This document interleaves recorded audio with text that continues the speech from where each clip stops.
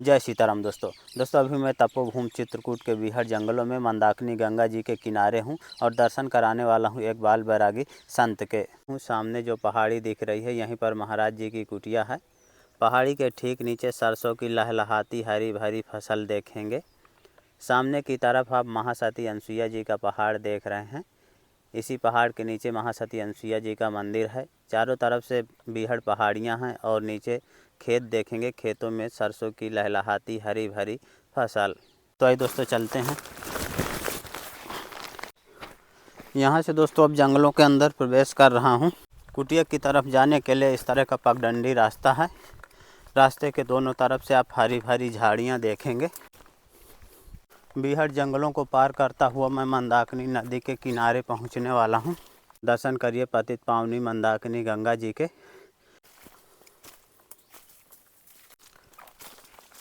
मंदाकिनी गंगा जी के बिल्कुल किनारे में मैं पहुंच चुका हूं। देखें यहाँ पर बंदर खूब बैठे हैं और महाराज जी जंगलों से जल लेने के लिए निकले हैं। हाथ में कट्टी है। जय जय सीताराम महाराज जी।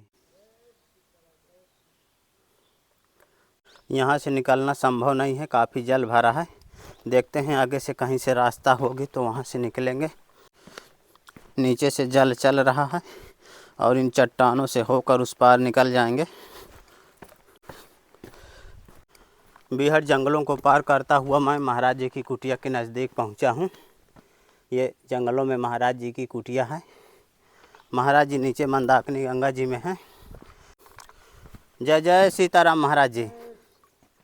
महाराज जी क्या कर रहे हैं? यहीं से महाराज जी जल ले जाते हैं पीने के लिए। दोस्तों महाराज जी मंदाकिनी गंगा जी में जल भर रहे हैं। आप चारों तरफ से जंगलों के दृश्य देखेंगे। काफ़ी बीहड़ हरा भरा और डरावना जंगल है।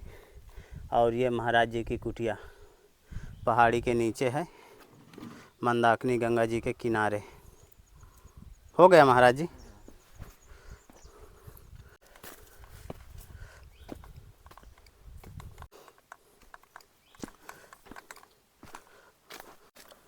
काफ़ी ऊंचाई में महाराज जी बना है कुटिया। हाँ ऊंचाई तो है ही।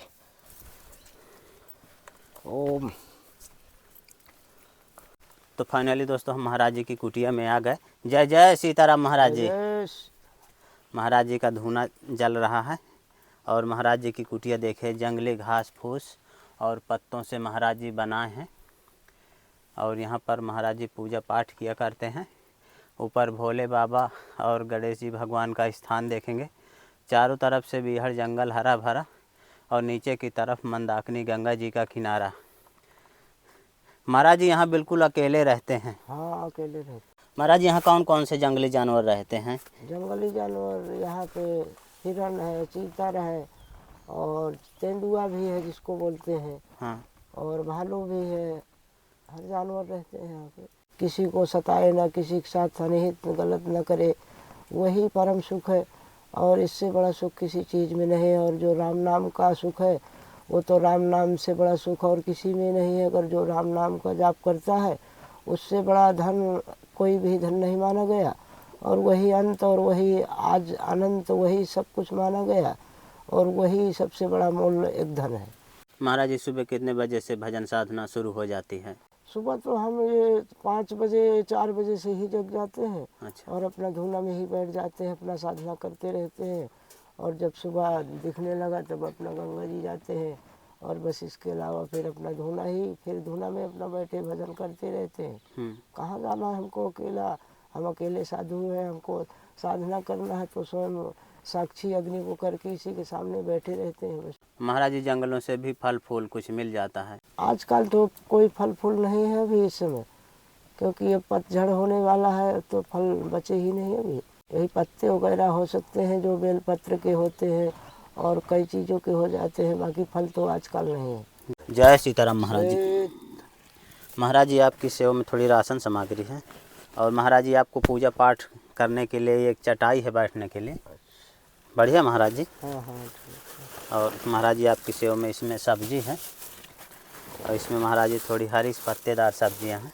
महाराज जी आपकी सेवा में आटा है महाराज जी इसमें चना की वो अरहर की दाल है।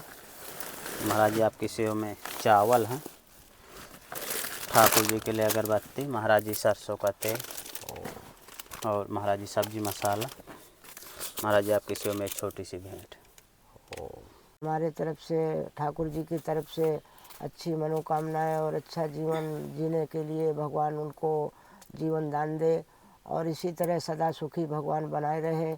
और यही जीवन का एक मूल्य है जो संतों पर सेवा तट पर लगे रहते हैं और इसी तरह आप करते रहें तो यही भगवान का जीवन और इसी तरह भगवान आपको सदा सुखी रखे। ओम नमः। जैसे महाराज जी राशन सामग्री खत्म हो गई तो फिर क्या करते हैं? फिर हो गया अपना वैसे ही रहते हैं क्योंकि अभी तक हमारे था भी नहीं। थोड़ा चावल थी और थोड़ा दाल था, अच्छा। उसी को हम 2-3 दिन से बनाते खाते थे अपना खिचड़ी। अब दोस्तों महाराज जी भोजन प्रसाद बनाएंगे। महाराज जी क्या बना रहे हैं आज? टिक्कड़ सब्जी बनाएंगे। महाराज जी काहे काहे की सब्जी बना रहे हैं आज? ये पालक आलू ये सब कुछ मिक्स बनाएंगे। अच्छा। महाराज जी का तबेला चढ़ गया धोने में। अब महाराज जी सब्जी प्रसादी बनाएंगे।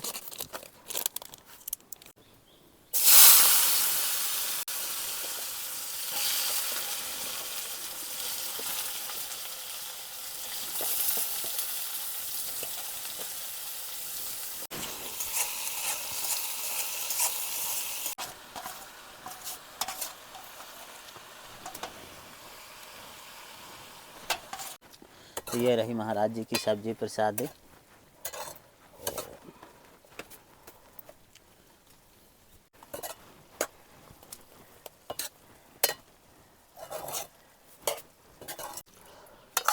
पक गई महाराज जी सब्जी? हाँ सब्जी तो हो गई हमारी। तो फाइनली दोस्तों महाराज जी की सब्जी प्रसादी पक गई। महाराज जी के राम रोट टिक्कड़ बनने लगे। महाराज जी इसी तरह पोकर बनाते हैं? हाँ इसी तरह पोके बनाते हैं। महाराज जी शाम को भी बनाएंगे? नहीं शाम को नहीं बनाएंगे, एक ही टाइम बनाएंगे। अच्छा। महाराज जी कितने मोटे मोटे टिक्कड़ पका रहे हैं। 24 घंटे में महाराज जी एक बार बनाते हैं? हाँ एक बार बनाते हैं एक बार खाते हैं जी। महाराज जी के राम रोट टिक्कड़ कितने खरे खरे टिक्कड़ महाराज जी पका रहे हैं धुने में।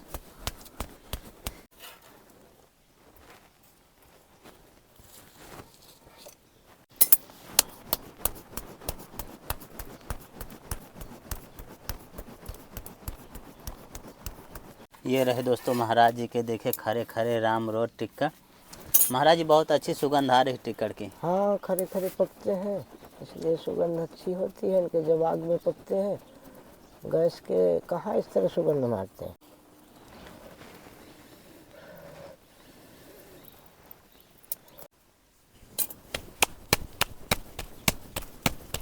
किस तरह से महाराज जी हाथों से पो कर टिक्कड़ बनाते हैं मोटे मोटे। महाराज जी की कुटिया चारों तरफ से बीहड़ हरे भरे जंगलों से घिरी हुई है। एक तरफ आप मंदाकिनी गंगा जी का किनारा देखेंगे और दूसरी तरफ एक ऊंचा विशाल पहाड़। महाराज जी शेर की गुफा अब यहाँ से ज़्यादा दूर नहीं है? हाँ ऊपर है, ज़्यादा दूर नहीं है यहाँ से। यहाँ उतर आता है महाराज जी कभी कभी? नहीं अभी तो नहीं आया बहुत दिन से। अच्छा। करीब महीने 1.5 महीने से नहीं आया। जी। हाँ कभी कभी आवाज़ देता है जब आता है। रात में महाराज जी बोलता होगा? हाँ तभी मालूम पड़ता है आ गया। फाइनली महाराज जी के राम रोट टिक्कड़ बनकर तैयार हो गए। अब महाराज जी भोग लगाएंगे। तो ये रहा दोस्तों महाराज जी की कुटिया का प्रसाद, सब्जी और टिक्कड़।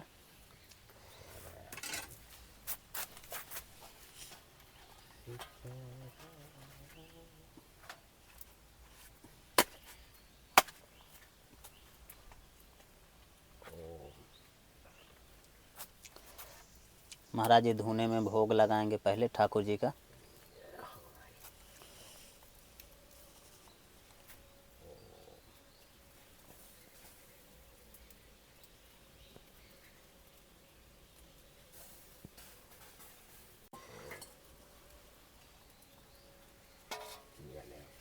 देखिए कितनी सुंदर सात्विक प्रसादी महाराज जी की कुटिया की बनी है।